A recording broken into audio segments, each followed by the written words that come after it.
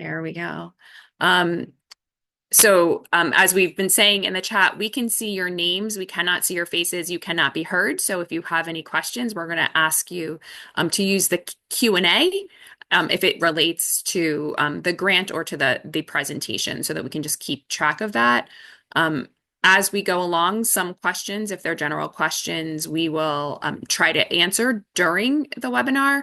If not, we will post any additional answers to questions that we can answer on the grants webpage in the next few days. This is just your general reminder that this is a competitive grant, so there will be some things that we will not be able to answer for you, particularly if it relates to what you are planning to do or your application specifically, but we will do our best to answer general questions or provide clarification where we can. So with that being said, thank you all for joining. My name is Tiffany Wilson, and I am the Director of the Office of Alternative and Community Responses here at the Office of the Attorney General. And we are the office that we like to say we are the place where public safety and public health intersect. So we run several programs on behalf of the Attorney General. That includes the work that has traditionally been done by NJ Cares. NJ Cares is now part of OACR. We're really happy to have them along. So for those of you who do work in the opioid space for law enforcement, you are probably very familiar with my colleague, Liz Rabine, who is the Deputy Director, or Roxanne Fattori, both of whom are on today. We also do the work related to mental health in particular. So the Arrive Together falls under us, as well as officer resiliency. And we are very proud and happy to announce the addition of Rashida Sims, who is going to be our ERPO guru as it relates to ERPO policy and suggestions as we move forward with that very important project. And Rashida today, I believe, is monitoring our chat, so be kind to her as you are doing that. They are dealing with some construction in our office as well. But Rashida is monitoring our chat to make sure that we can answer anything that we can answer today that in fact takes place. So we are very glad that you all are all here. Just for a little bit of orientation, as we hope that the people that are on here are likely going to be the people that are involved or maybe are already involved with mental health diversion within the counties. We are really happy to announce that our new lead of our Diversionary Policy Bureau will begin his very first day on Monday. So he's on vacation now, finishing up his former position with the Department of Law, and he is coming over to join OACR on Monday. So perfect timing as we go forward with this grant.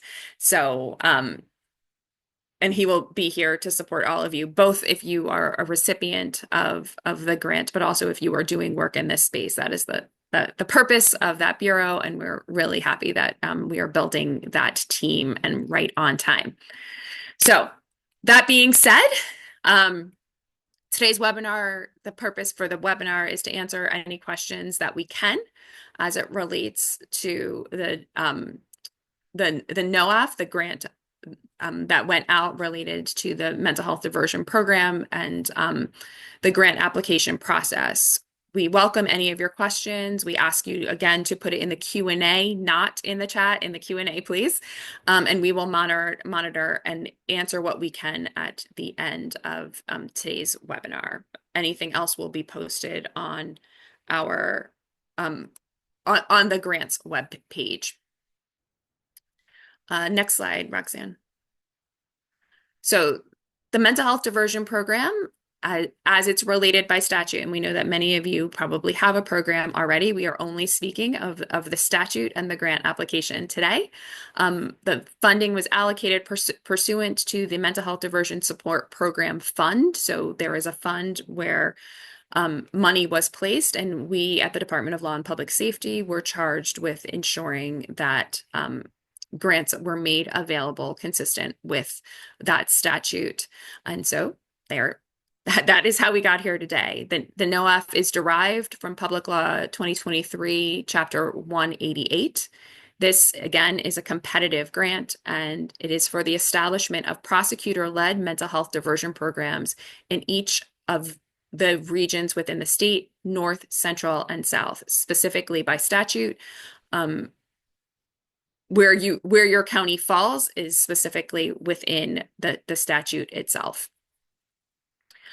So if there are any questions about the details or substance of the program or any other questions, we likely cannot answer them, but we will try to help answer any questions specific to the statute and as well to the NOAF or program guidelines. Next slide. Good morning, everyone. As Tiffany said, my name is Liz Rabine. I'm the Deputy Director in OACR.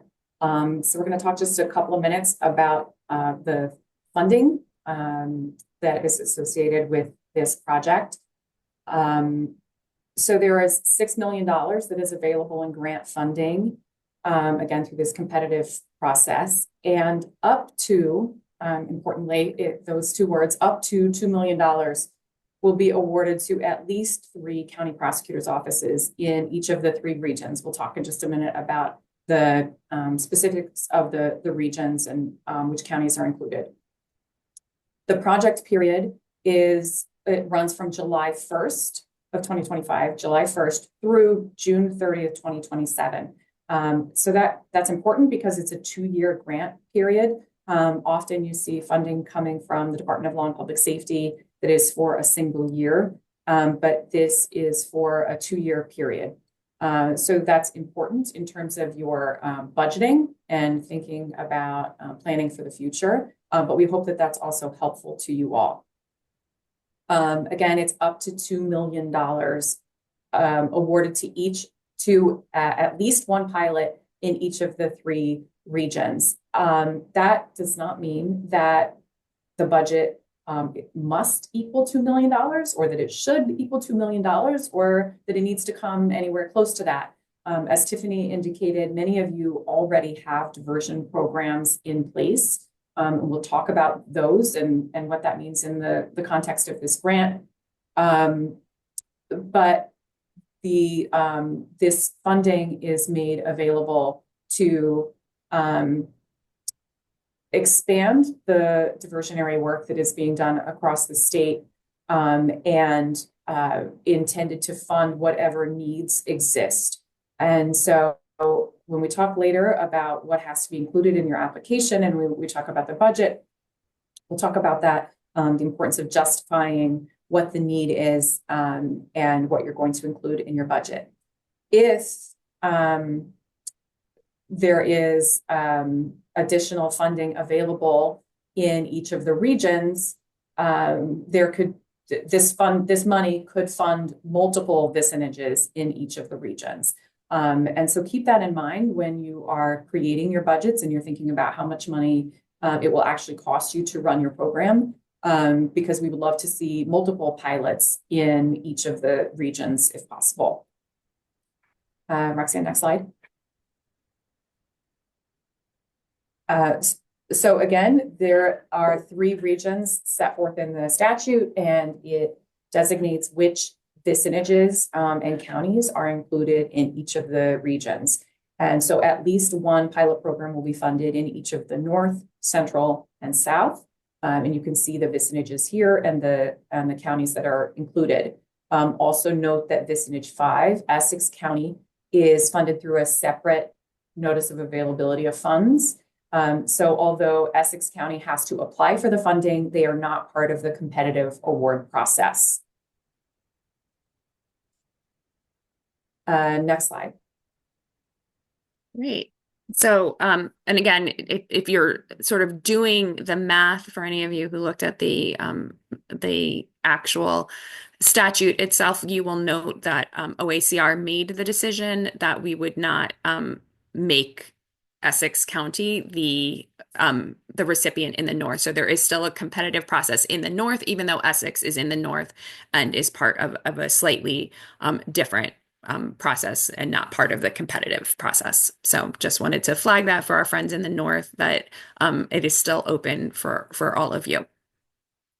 So per the statute, the ultimate goal of the mental health diversion program is to connect people with appropriate services where punishment alone or actually punishment at all, perhaps depending on how you look at it, would not remedy or would not remedy or alleviate the harm. So it is grounded in principles of restorative justice.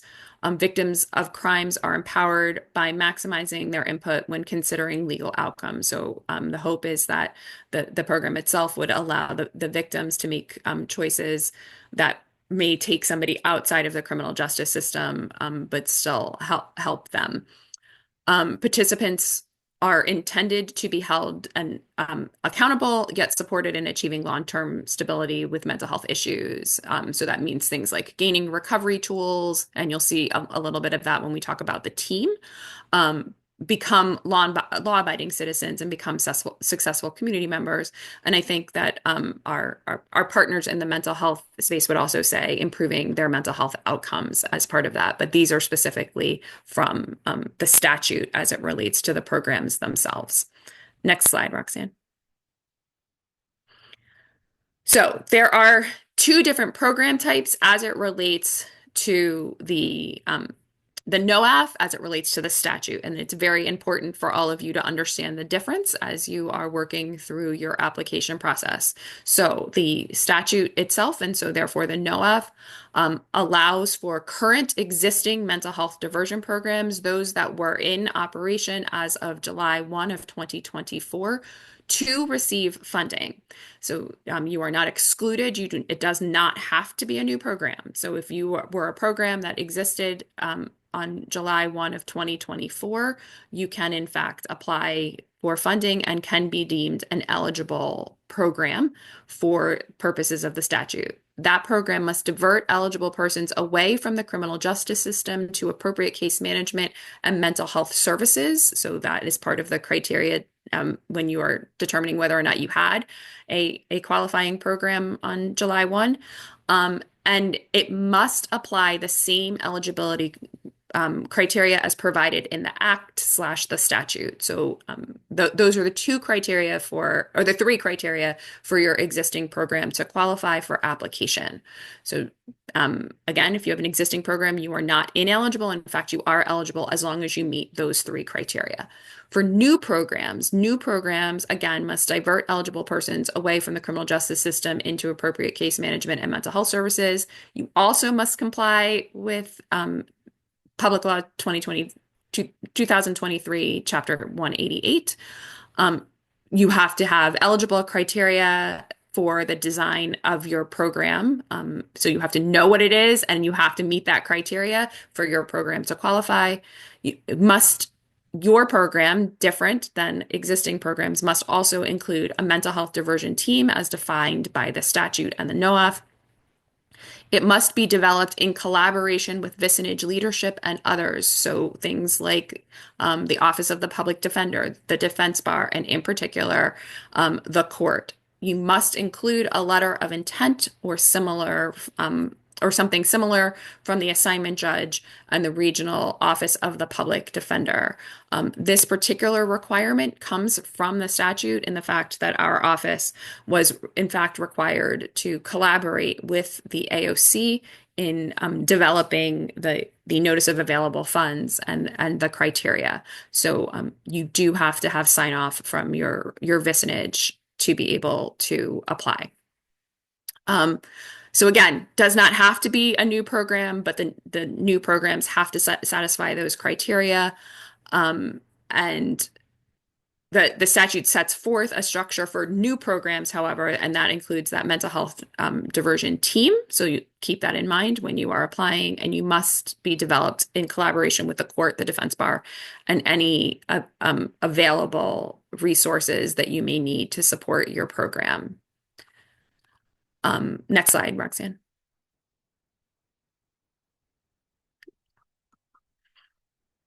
All right, so for purposes, again, of this particular statute, we are defining the mental health diversion program as the criminal diversion program established pursuant to that public law that shall have the purpose of diverting eligible persons away from the criminal justice system and into appropriate case management and mental health services following an interaction with law enforcement. So that may be slightly different than some of you were thinking. It does not necessarily require, while you do still have to get sign off from the courts, it doesn't solely have to apply to a court involved person. So it's a relatively broad definition.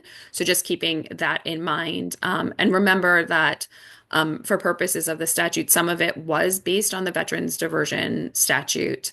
And that statute specifically allows for pre-arrest diversion, or what some of us would call deflection. So just because they use the word diversion, please note that the definition that they utilize for diversion might be what some of you refer to as deflection.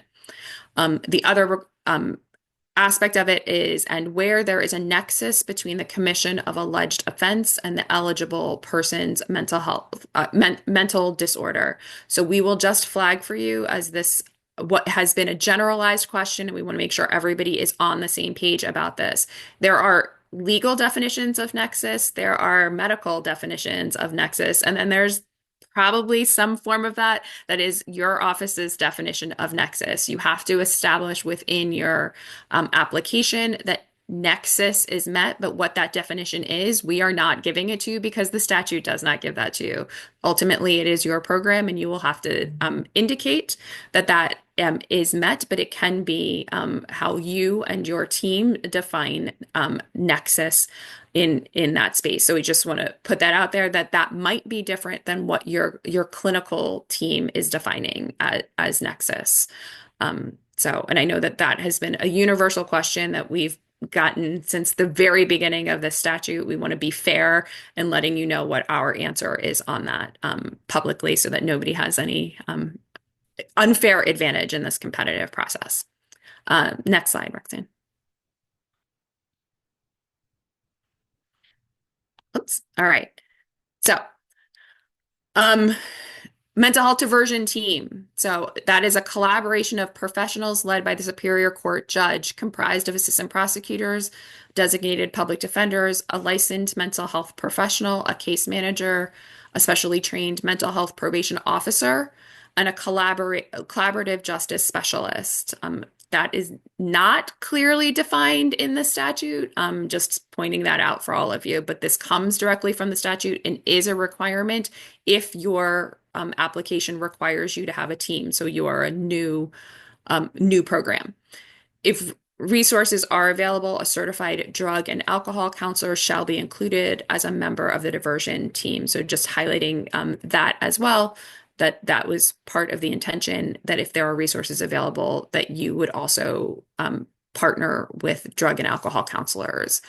So we just want to highlight this as it relates to the team. It is a new program requirement. So if you are a new program, you will be required to indicate what your team is, or how you are going to be building that team. And it does require that collaboration. So this is one of those differences between whether you have a new or existing program. All right, next slide. We also highlight this because of the importance in timing. As Tiffany indicated, the application requires not just the composition of the mental health diversion team, but also some form of representation from the assignment judge and from your regional office of the public defender, that they are supportive of the program and are participating. So please keep that in mind in your timeline and the application deadline, so that you can work backwards and make sure that you have enough time to get them all on board and to get those letters of support from your partners. So the funding is made available to county prosecutors' offices. However, the statute intends for these pilots to be vicinage-wide. So for those parts of the state, for those vicinages that have 2 counties or 3 counties, it's a little bit more complicated for you. And we encourage you to coordinate the programming with the neighboring counties that are part of the same vicinage, And we encourage you to designate a single county prosecutor's office to apply for that funding with the other counties working together. You have the option of making them sub-grantees and also being partners in the planning. But we encourage you to have a single county be the applicant, because we cannot provide funding to multiple counties in the same vicinage for different programs. So this, I guess the theme for today is coordination, coordination in your vicinage with the other county prosecutors' offices, and then the coordination that's required if you have a new program and that team. Right. And I just want to reiterate, because I know we mentioned it earlier, that if we don't use all of the funding, that there can be, we can in fact give more than one award. But as the statute is written, it's more than one, it would be more than one award within a region, but it's not more than one award within a vicinage. So that there is a slight difference there. Again, we did get some questions on that. And the reality is, if we get more than one application from a vicinage, then you will be competing with each other. So we don't think that that's really what you intend. So we really do encourage that you coordinate on that.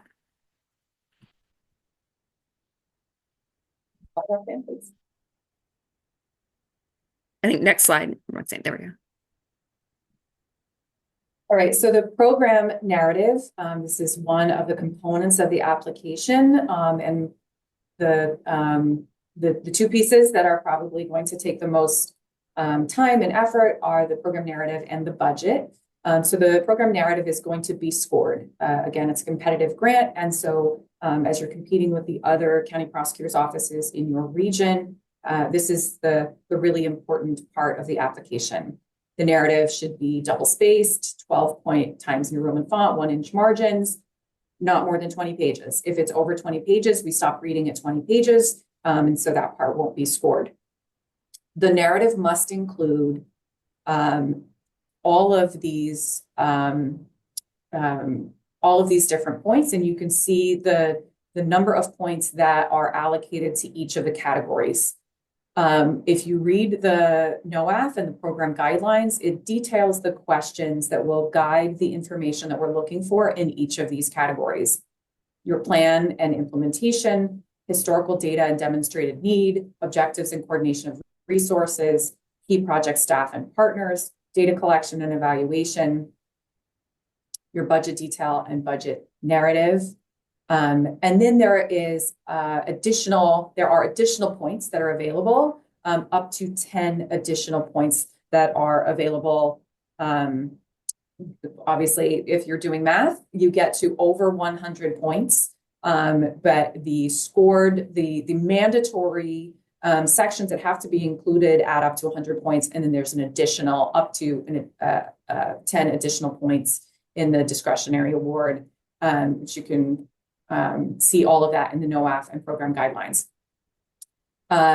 When you look at the points that are allocated here, you'll see in the questions that are detailed, you'll get a sense of the level of detail that we're looking for on each of these categories based upon the points that are allocated to each of those sections. All right, next slide, Roxanne. So the documents that have to be completed and returned to us by the deadline are the standard grant forms, the application authorization form, the applicant information form, the narrative. There is a project work plan, which is available on the grant's website with all of the other documents and templates, the budget detail worksheet and narrative, and then the remaining documents that are listed.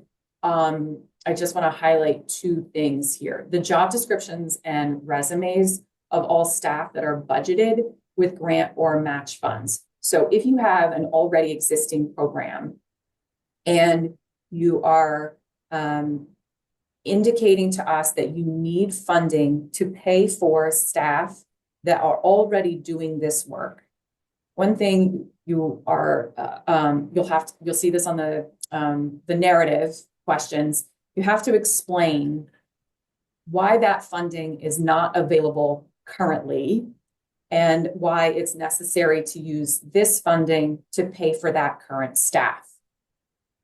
If you have a new program, but you have current staff, already employed staff that you're paying for with the grant funding, those job descriptions and those resumes have to be included with the application as well. For either program, an already existing or a new program, if you have staff that you have a position that is funded, but you don't have that staff, then you'll indicate on your budget that the individual is to be determined, but you'll provide the description, the job description, and indicate that that person is still to be hired. The budget detail worksheet is a standard form, which you have, if you've applied for grants with us, as you all have, you are familiar with the budget detail worksheet and the narrative that comes with it. Again, that's where you're going to be explaining each of the need for each of those positions, which is separate from the explanation that you're going to be giving in the program narrative. Next slide. Again, please review the NOAF and the program guidelines very carefully for the allowable expenses and what information is required. Specifically, I'd point you to the program guidelines, pages 11 through 14, detail what is allowed and what is not allowed. And again, new and existing programs have to explain the programmatic and financial need. So if you're an already existing program, you have to explain to us why this funding is necessary to support the program. If it has been funded up to this point, but is no longer going to be funded, what is the explicit need for this funding in your program? Next slide, Roxanne.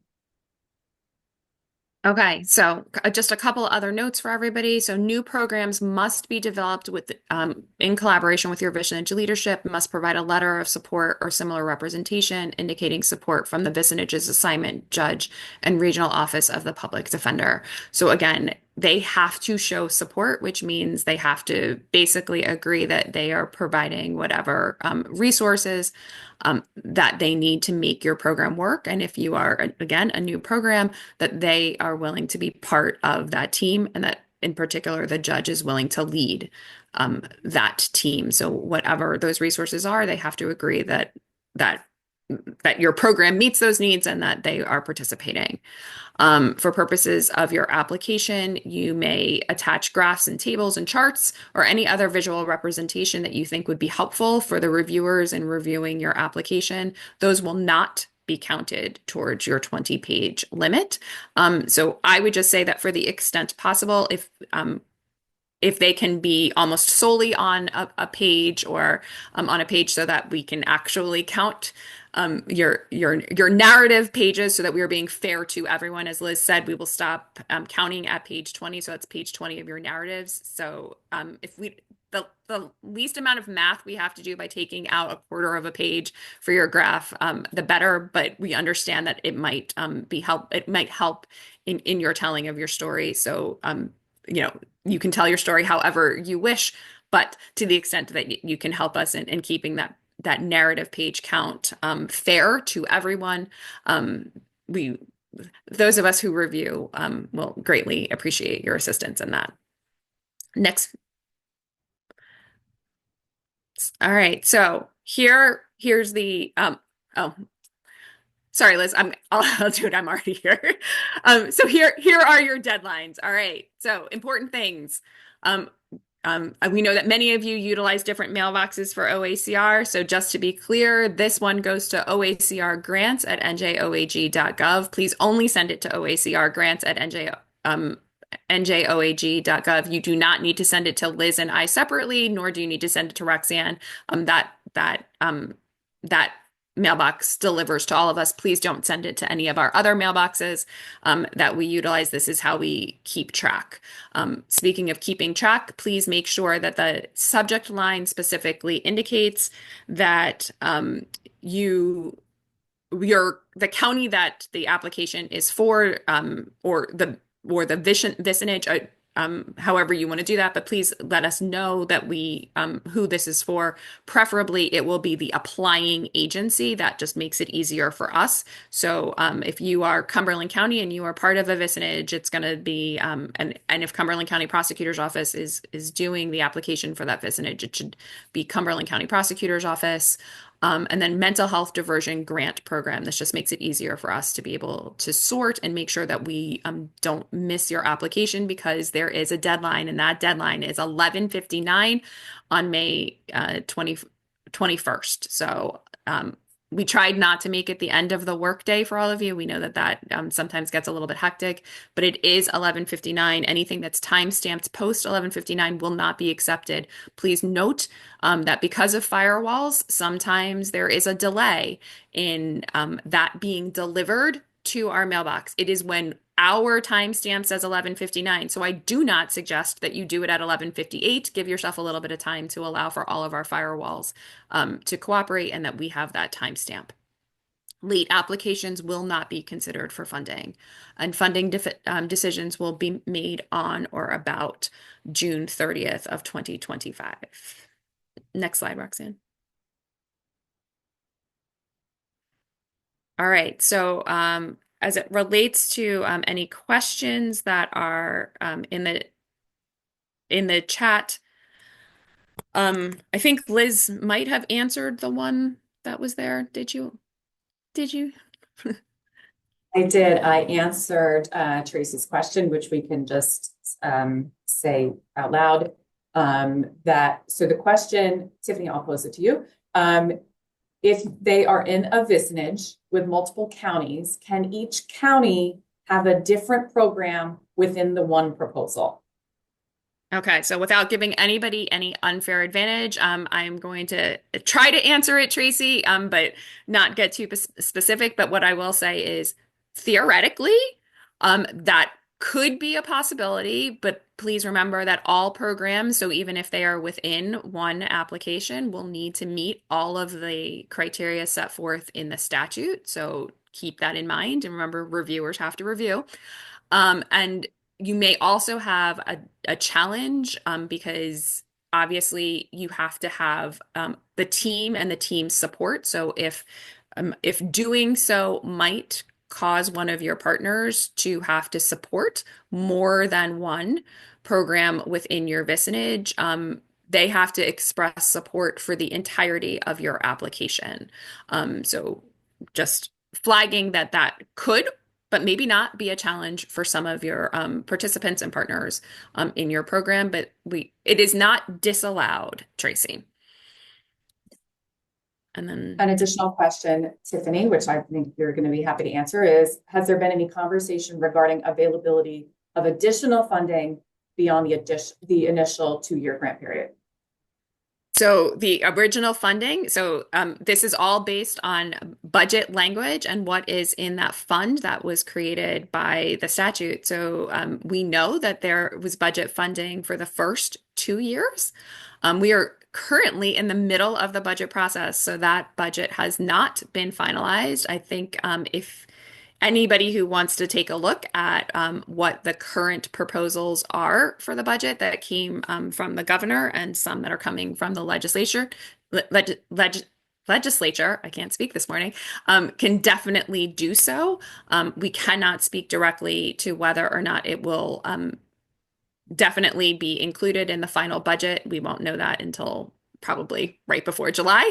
And we also can't speak to the amounts, but I would direct you to at the very least, the governor's budget recommendation for a little bit of clarity on that. And sorry, I can't be more clear. I can only tell you what we know.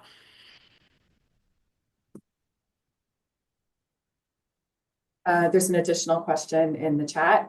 This funding could go for programs that are not port diversion, as long as it follows an interaction with law enforcement? Is the question. And So the oh, go ahead. What I can say to that, Tracy, is you're reading the same words we are. So make your application as you see fit. I can't give a more detailed answer. I think it would be unfair to the rest of the individuals.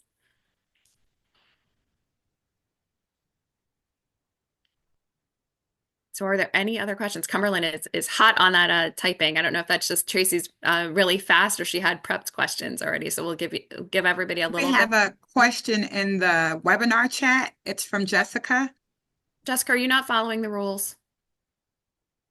Okay. let me see if I can pull it up here, I Tiffany. can see it. Let's see. If there is a mental health partner already in place, can we use the funding to pay for the participants' complete application process, evaluation, and treatment by that partner? Um, so, Jessica, what we can say to you is I believe that this question was addressed in the NOAF itself and the program guidelines about what are and are not allowable costs. So I would refer you back to both of those. If there's another clarifying question after you've gone back, feel free to ask it again. And if we feel that it necessitates us publishing that on the webpage, we will do so.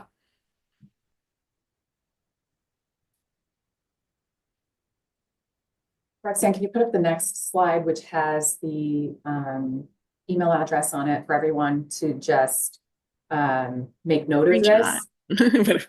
Whatever you do, screenshot, take a picture of it, write it down. We know that this webinar may prompt some additional questions. So if you have any questions following this, please send them to oacrgrants@njoag.gov. Send them by next Wednesday, which I believe is the 23rd. By next Wednesday, close of business, and we will post answers to the questions on the grant website, along with the NOAF program guidelines and other documents. So if there are additional questions, send them to that mailbox and we will answer the questions that we can answer.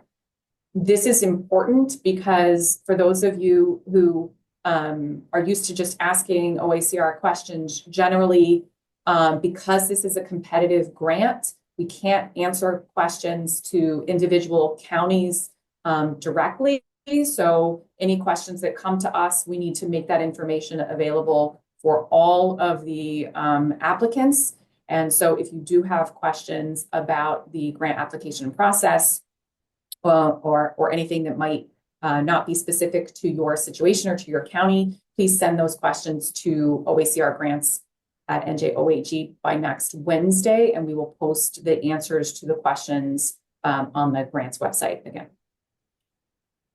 And I do want to just briefly circle back to Jessica's question, just in generality. So in general, the agencies that received funding under this grant were the Department of Law and Public Safety. There is a separate allocation from the money that came to the Department of Law and Public Safety that is being transferred to the Office of the Public Defender.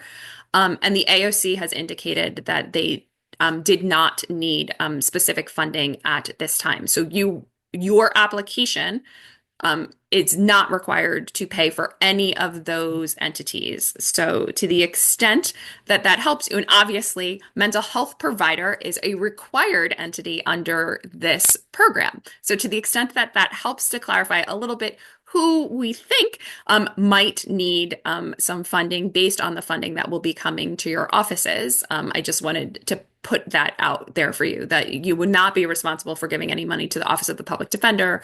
Obviously, you can't give money to the defense bar as a whole, and you will not be responsible for ensuring that the administrative offices of the courts have funding, nor obviously the Office of the Attorney General or Department of Law and Public Safety. So just throwing that out there for you.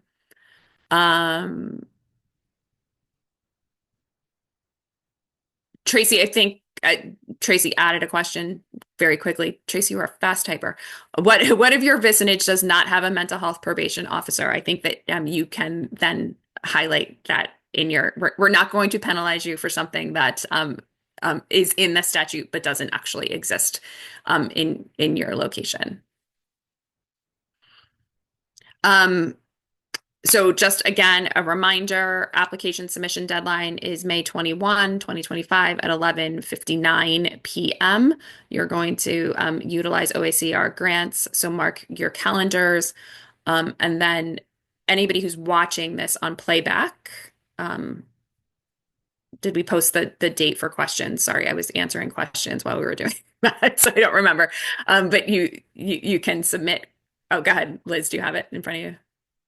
Yep, which is set by next Wednesday, Okay. which is Sorry, I was distracted by questions in the chat. So thank you, Liz. So yeah, so next week, any additional questions, please submit them. And if any of them need to be answered, we will post that in the same place that you found the NOAF and program guidelines on our grants webpage. Application deadline 11:59 on May 21, 2025. Our timestamp, not yours.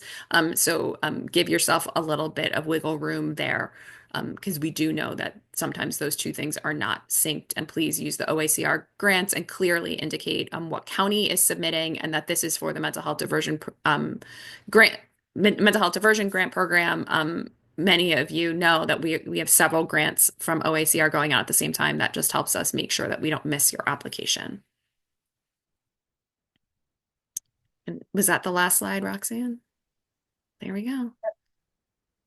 All right, so I don't see any more speedy typers in the chat in the Q&A. So hopefully that was helpful. Again, happy to accept questions to the mailbox. Please, if we do not directly answer your question, please note that that is just because we are trying to be fair to everyone, as this, unlike other grants coming out from OACR right now, this one is a competitive grant. We want to give everybody the same advantage. So we may not be able to answer your questions, but if we can, we definitely will, and we'll post anything that has universal application to the grants website. So thank you all for joining us, and thanks for the team who tag teamed making this all happen. So Liz and Roxanne and Rashida. Have a great have a good day. rest of the day.